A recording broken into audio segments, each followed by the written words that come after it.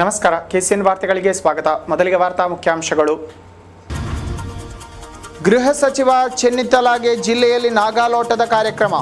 Police ಆಧುನೀಕರಣಕ್ಕೆ ಕೇಂದ್ರ ನಿಧಿ ನಿಲ್ಲಿಸಬಾರದೆಂದು ಗೃಹ ಸಚಿವ. ಮೂಢನಂಬಿಕೆ ಅನಾಚಾರ ತಡೆಗೆ ಕಠಿಣ ಕಾನೂನು, 7 ವರ್ಷ ಕಠಿಣ ಸಜೆ ಶಿಕ್ಷೆ ಎಂದು ಗೃಹ ಸಚಿವ ಎಚ್ಚರಿಕೆ. ಜಿಲ್ಲಾಭಿವೃದ್ಧಿ ತ್ವರಿತಕ್ಕೆ ಪಣ ತೊಟ್ಟು ಕಾಂಗ್ರೆಸ್. ಪ್ರಭಾಕರನ್ ಆಯೋಗದ ವರದಿ ಸಂಪೂರ್ಣ ಕಾರ್ಯಗತವಾದಲ್ಲಿ ಜಿಲ್ಲೆಯ ಸಮಗ್ರ ಅಭಿವೃದ್ಧಿ ಕಾರ್ಯಗತವೆಂದು ಸಚಿವ ಚೆನ್ನಿತ್ತಲ. ಧರ್ಮ ಸಹೋದರಿಯದ ಸಂದೇಶ ಸಾರಿ ಉದ್ಯಾವರ ಕ್ಷೇತ್ರೋತ್ಸವಕ್ಕೆ ಸಿದ್ಧತೆ. ಮುಸ್ಲಿಂ ಬಾಂಧವರಿಗೆ ಉತ್ಸವ ಆಮಂತ್ರಣ. ಈಗ ವಾರ್ತೆಗಳ ವಿವರ. ರಾಜ್ಯ ಗೃಹ ಸಚಿವ ರಮೇಶ್ ಚೆನ್ನಿತ್ತಲ ಅವರಿಗೆ ಶುಕ್ರವಾರ ಜಿಲ್ಲೆಯಲ್ಲಿ ನಾಗಾಲೋಟದ ಕಾರ್ಯಕ್ರಮ. ಪೂರ್ವಾಹ್ನ ಕಾಸರಗೋಡಿಗೆ ತಲುಪಿದ ಅವರು ಬೆಳಿಗ್ಗೆ ಕುಂಬಳೆ ವೃತ್ತ ನಿರೀಕ್ಷಕರ ಕಚೇರಿ ಉದ್ಘಾಟಿಸಿದರು. ಬಳಿಕ ಪಾರಕಟ್ಟೆಯಲ್ಲಿ ನಿರ್ಮಿಸಿದ ಪೊಲೀಸ್ ಟೆಲಿಕಮ್ಯುನಿಕೇಷನ್ ಡಾಮೆಟ್ರಿ, ಎಸ್ಪಿ ಕಚೇರಿ ಆವರಣದಲ್ಲಿ ನಿರ್ಮಿತ ಹಿರಿಯ ನಾಗರಿಕರ ಸೇವಾ ಬ್ಯೂರೋ, ವಿದೇಶಿಯರ ಸ್ವಾಗತ ಕೇಂದ್ರ, ಮಹಿಳಾ ಸೆಲ್ ಕಟ್ಟಡ ಉದ್ಘಾಟನೆ ನೆರವೇರಿಸಿದರು. ಡಿಸಿಸಿಐ ಕಚೇರಿಯಲ್ಲಿ ಸ್ವಾತಂತ್ರ್ಯ ಯೋಧರ ಭಾವಚಿತ್ರ ಅನಾವರಣ ಬಳಿಕ ಚೆಂಗಳದಲ್ಲಿ ಕಾಂಗ್ರೆಸ್ನ ಜಿಲ್ಲಾ ಅಭಿವೃದ್ಧಿ ಸಭೆಯಲ್ಲಿ ಪಾಲ್ಗೊಂಡರು. ಪೊಲೀಸು ಆಧುನಿಕೀಕರಣಕ್ಕೆ ಕೇಂದ್ರ ನಿಧಿಯನ್ನು ನೆಲೆ ನಿಲ್ಲಿಸಬೇಕೆಂದು ಗೃಹ ಸಚಿವ ರಮೇಶ್ ಚೆನ್ನಿತ್ತಲ ಹೇಳಿದರು. ಪಾರಕಟ್ಟೆಯ ಸಶಸ್ತ್ರ ಮೀಸಲು ಪಡೆ ಶಿಬಿರದಲ್ಲಿ ಪೊಲೀಸು ಟೆಲಿಕಮ್ಯುನಿಕೇಷನ್ ಡಾರ್ಮೆಟ್ರಿ ಹಾಗೂ ಎಸ್ಪಿ ಕಚೇರಿ ಹಿತ್ತಿಲಿನಲ್ಲಿ ಹಿರಿಯ ನಾಗರಿಕರ ಸೇವಾ ಕೇಂದ್ರ, ವಿದೇಶಿಯರ ನೆರವು ಕೇಂದ್ರ, ಮಹಿಳಾ ಸೆಲ್ ಕಟ್ಟಡ ಎಂಬುವುಗಳ ಉದ್ಘಾಟನೆ ನೆರವೇರಿಸಿ ಅವರು ಮಾತನಾಡುತ್ತಿದ್ದರು. ಕೇಂದ್ರ ಸರ್ಕಾರವು ಪೊಲೀಸು ಆಧುನಿಕೀಕರಣಕ್ಕೆ ಪ್ರತಿ ವರ್ಷ 60 ಕೋಟಿ ರೂಪಾಯಿ ನೀಡುತ್ತಿತ್ತು. ಆದರೆ ಹಾಲಿ ಕೇಂದ್ರ ಸರ್ಕಾರವು ಸದ್ರಿ ವರ್ಷದಿಂದ ಅದನ್ನು ನಿಲ್ಲಿಸಿದೆ. ಗೃಹ ಸುರಕ್ಷಾ ನಿಧಿ, CTNS ನಿಧಿ ಎಂಬುವುಗಳನ್ನು ಕೈಬಿಟ್ಟಿದೆ. ಇದನ್ನು ಪುನರ್ ಪರಿಶೀಲಿಸುವಂತೆ ರಾಜ್ಯ ಸರ್ಕಾರಕ್ಕೆ ಕೇಂದ್ರ ಗೃಹ ಸಚಿವರೊಡನೆ ಆಗ್ರಹಿಸಿದೆ ಎಂದರು. ഈ വർഷം വരെ പോലീസിന് കെട്ടിടം നിർമ്മിക്കാൻ പ്രയാസമില്ലായിരുന്നു. 60 കോടി രൂപ വെച്ച് കേന്ദ്രത്തിൽ നിന്ന് തരുമായിരുന്നു, 20% നമ്മൾ കൂടി ഇടുമായിരുന്നു. പക്ഷേ ഈ വർഷം മുതൽ പോലീസ് മോഡേണൈസേഷൻ ഫണ്ട് കേന്ദ്രം നിർത്തുകയാണ്. അത് നിർത്തലാക്കുന്നതോടുകൂടി നമ്മുടെ കെട്ടിട നിർമ്മാണ പ്രവർത്തനങ്ങളെ സാരമായി ബാധിക്കും.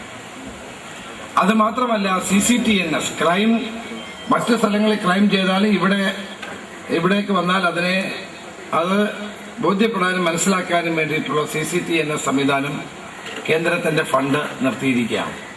ನಾಡಿನ ಶಾಂತಿ ಪಾಲನೆ ನಿಟ್ಟಿನಲ್ಲಿ ಸದಾ ಜಾಗರೂಕವಾಗಿ ಕಾರ್ಯಾಚರಿಸುತ್ತಿರುವ ಪೊಲೀಸ್ ಸೇನೆಗೆ ಸಾಕಷ್ಟು ಆರ್ಥಿಕ ನೆರವು ಲಭಿಸದೇ ಇರುವುದು ದುರಾದೃಷ್ಟ.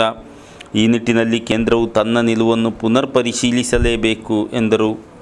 ಆಪರೇಷನ್ ಸುರಕ್ಷೆಯ ಅಂಗವಾಗಿ ಗೂಂಡಾ ಮಾಫಿಯಾ ಶಕ್ತಿಗಳ ವಿರುದ್ಧ ನಿರ್ದಾಕ್ಷಿಣ್ಯ ಕ್ರಮ ಕೈಗೊಳ್ಳಲಾಗುವುದು. ಜಿಲ್ಲೆಯಲ್ಲೂ ಈ ಬಗ್ಗೆ ತಕ್ಕ ಕ್ರಮ ಕೈಗೊಳ್ಳುವಂತೆ ಜಿಲ್ಲಾ ಪೊಲೀಸ್ ಅಧಿಕಾರಿಗೆ ನಿರ್ದೇಶಿಸಿರುವುದಾಗಿ ಸಚಿವರು ಹೇಳಿದರು. ಶಾಸಕ ಎನ್ ಎನ್ ಎಲ್ಲಿಕುನ್ನ ಅಧ್ಯಕ್ಷತೆ ವಹಿಸಿದರು. ಮಾಜಿ ಶಾಸಕ KV ಕುಂಜರಾಮನ್, ಅಬಕಾರಿ ಸಹಾಯಕ ನಿರ್ದೇಶಕ VV ಸುರೇಂದ್ರನ್, ರಾಜಕೀಯ ಪಕ್ಷ ನಾಯಕರು ಭಾಗವಹಿಸಿದರು.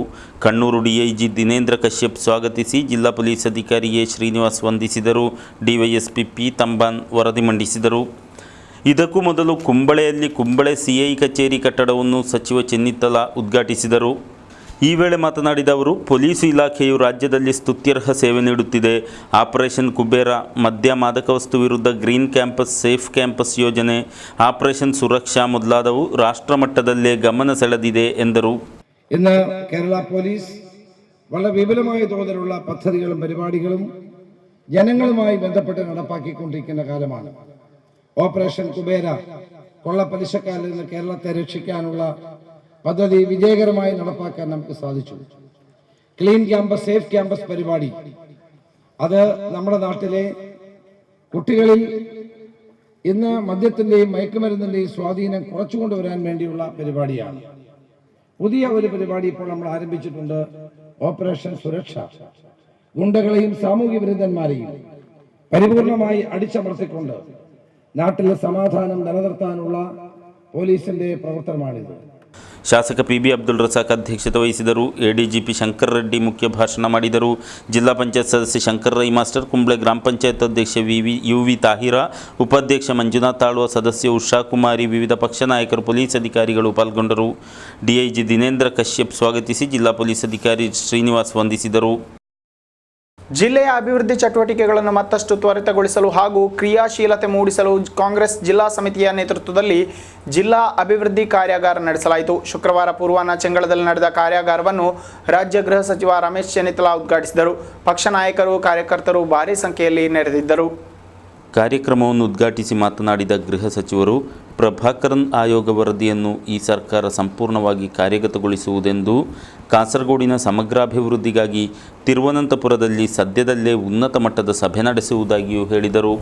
കാസർഗോഡിന്റെ പ്രധാന ആവശ്യങ്ങൾ അടങ്ങുന്ന ഒരു വിശദമായ മെമ്മോറാണ്ടം സംസ്ഥാന ഗവൺമെന്റ് നൽകിയുണ്ടായി. മുഖ്യമന്ത്രി ശ്രീ ഉമ്മൻചാണ്ടി ആ നിവേദനം പഠിച്ച ശേഷം കാസർഗോഡിന്റെ ആദ്യത്തെ കളക്ടറായിരുന്ന ശ്രീ പ്രഭാകരൻ അന്ന് അദ്ദേഹം ചീഫ് സെക്രട്ടറി സ്ഥാനത്ത് നിന്ന് ഒഴിയുന്ന സന്ദർഭമായിരുന്നു. കാസർഗോഡിനെ പറ്റി മനസ്സിലാക്കാൻ കഴിവുള്ള ഒരു വ്യക്തി എന്നുള്ള നിലയിൽ അദ്ദേഹത്തെ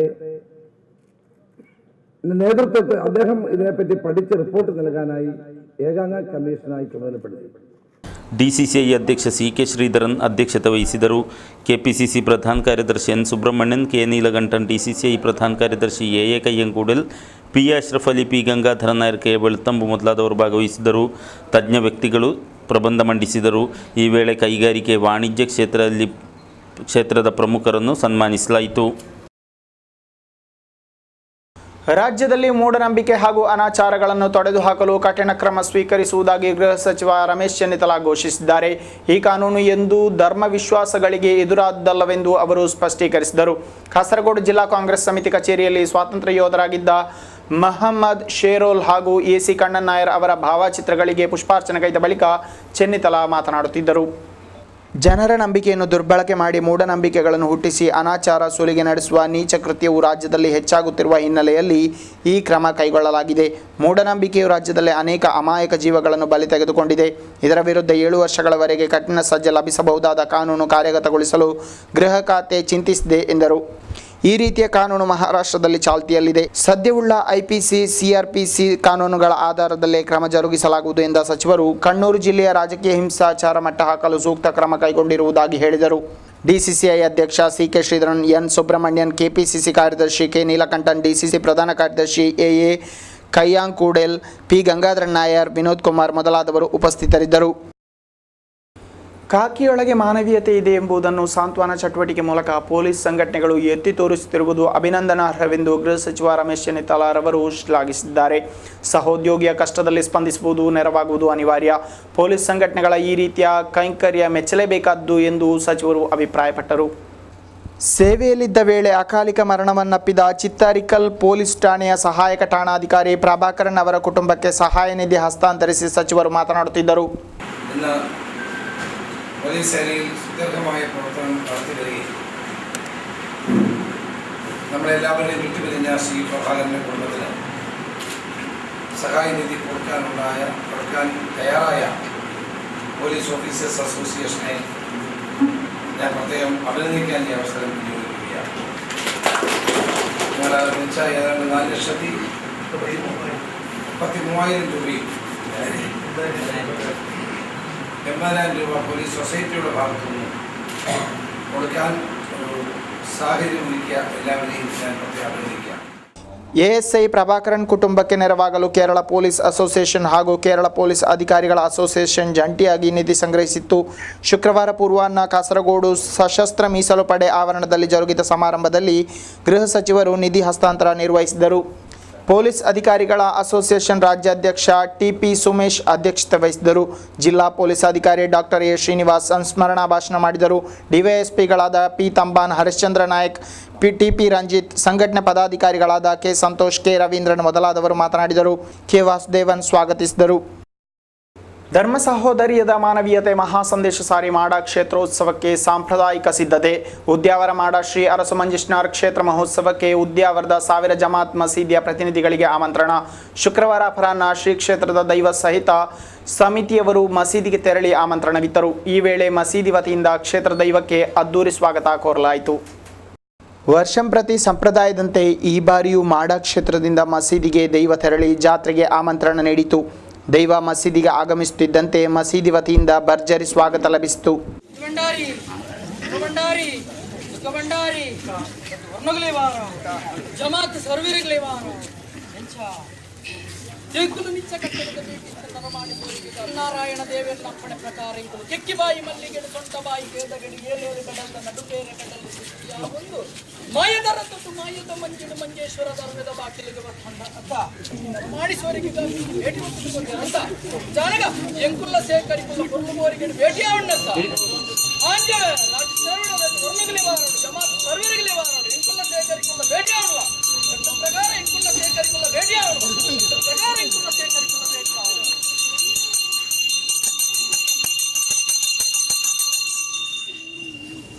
ಈ ಸಂದರ್ಭದಲ್ಲಿ ಮಸೀದಿಯ ಕಾಜಿ ಪ್ರತಿನಿಧಿಗಳಾದ ಅನೀಫ್ BA, ಅಬ್ದುಲ್ ರೆಹಮಾನ್ ಉದ್ಯಾವರ, ಅಬ್ದುಲ್ ರೆಹಮಾನ್ ಮೊದಲಾದವರು ಬರಮಾಡಿಕೊಂಡರು.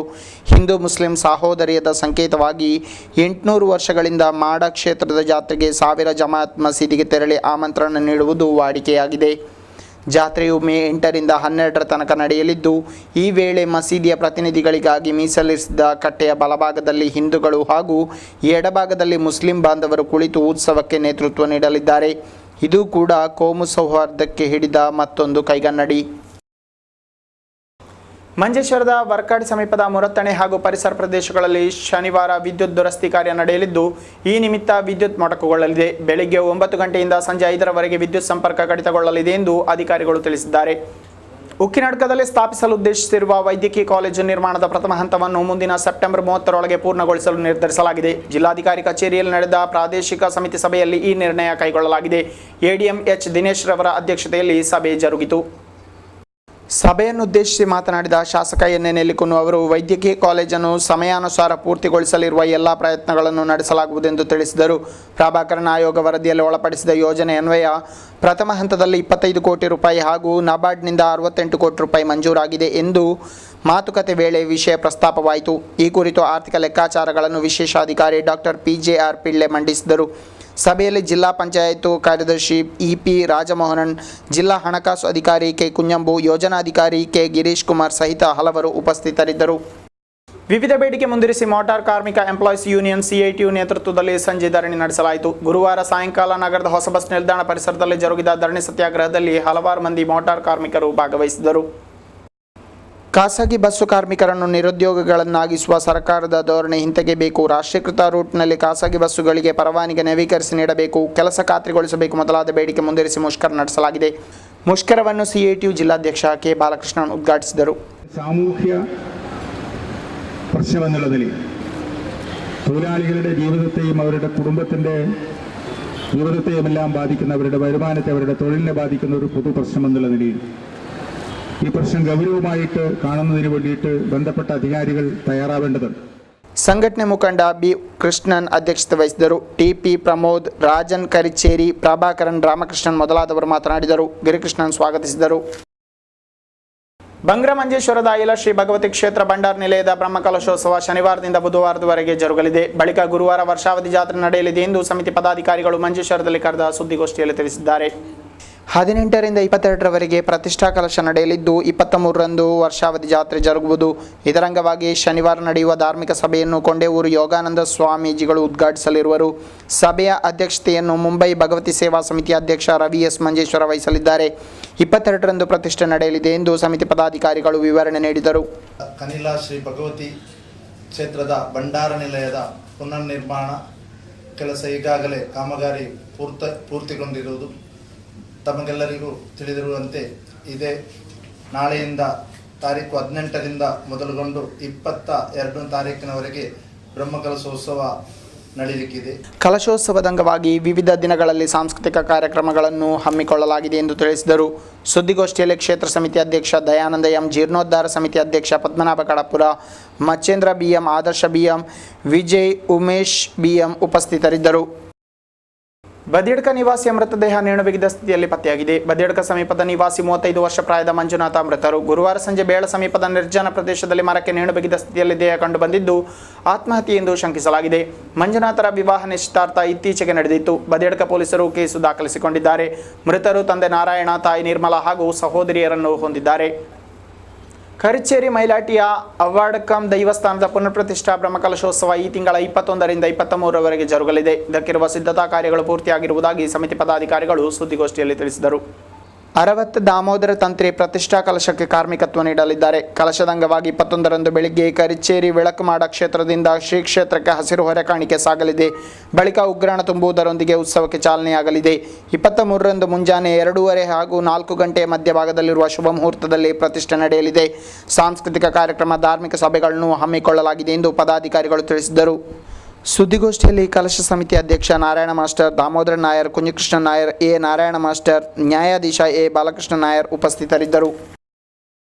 ಬಾಯರ್ನ ಕಣಹಿತ್ತಿಲು ಮಲರಾಯ, ಧೂಮಾವತಿ ಹಾಗೂ ಪರಿವಾರ ದೈವಗಳ ನೇಮೋತ್ಸವ ಈ ತಿಂಗಳ 22-23ರಂದು ಜರುಗಲಿದೆ. ಇದರಂಗವಾಗಿ ತಂಬಿಲ ಮುಡಿಪು ಪೂಜೆಯು ನಡೆಯಲಿದೆ. 2 ದಿನಗಳಾಗಿ ನಡೆಯುವ ನೇಮೋತ್ಸವದಲ್ಲಿ ಪಂಜುರ್ಲಿ, ಕಲ್ಲುರ್ಟಿ, ಕೊರತ್ತಿ, ಗುಳಿಗನ ಕೋಲ ಹಾಗೂ ಹರಿಕೆ ಸೇವೆಗಳು ಜರುಗಲಿವೆ. ಕೊನೆಗೆ ಮತ್ತೊಮ್ಮೆ ವಾರ್ತೆಗಳ ಮುಖ್ಯಾಂಶಗಳು. ಗೃಹ ಸಚಿವ ಚೆನ್ನಿತ್ತಲಾಗೆ ಜಿಲ್ಲೆಯಲ್ಲಿ ನಾಗಾಲೋಟದ ಕಾರ್ಯಕ್ರಮ. ಪೊಲೀಸ್ ಆಧುನೀಕರಣಕ್ಕೆ ಕೇಂದ್ರ ನಿಧಿ ನಿಲ್ಲಿಸಬಾರದೆಂದು ಗೃಹ ಸಚಿವ. ಮೂಢನಂಬಿಕೆ, ಅನಾಚಾರ ತಡೆಗೆ ಕಠಿಣ ಕಾನೂನು, 7 ವರ್ಷ ಕಠಿಣ ಸಜೆ ಶಿಕ್ಷೆ ಎಂದು ಗೃಹ ಸಚಿವ ಎಚ್ಚರಿಕೆ. ಜಿಲ್ಲಾಭಿವೃದ್ಧಿ ತ್ವರಿತಕ್ಕೆ ಪಣತೊಟ್ಟು ಕಾಂಗ್ರೆಸ್. ಪ್ರಭಾಕರನ್ ಆಯೋಗದ ವರದಿ ಸಂಪೂರ್ಣ ಕಾರ್ಯಗತವಾದಲ್ಲಿ ಜಿಲ್ಲೆಯ ಸಮಗ್ರ ಅಭಿವೃದ್ಧಿ ಕಾರ್ಯಗತವೆಂದು ಸಚಿವ ಚೆನ್ನಿತ್ತಲ. ಧರ್ಮ ಸಹೋದರ್ಯದ ಸಂದೇಶ ಸಾರಿ ಉದ್ಯಾವರ ಕ್ಷೇತ್ರೋತ್ಸವಕ್ಕೆ ಸಿದ್ಧತೆ. ಮುಸ್ಲಿಂ ಬಾಂಧವರಿಗೆ ಉತ್ಸವ ಆಮಂತ್ರಣ. ಇಲ್ಲಿಗೆ ಇಂದಿನ ವಾರ್ತಾ ಪ್ರಸಾರ ಮುಕ್ತಾಯವಾಯಿತು. ಮುಂದಿನ ವಾರ್ತೆಗಳೊಂದಿಗೆ ಮತ್ತೆ ಭೇಟಿಯಾಗೋಣ. ವಂದನೆಗಳು.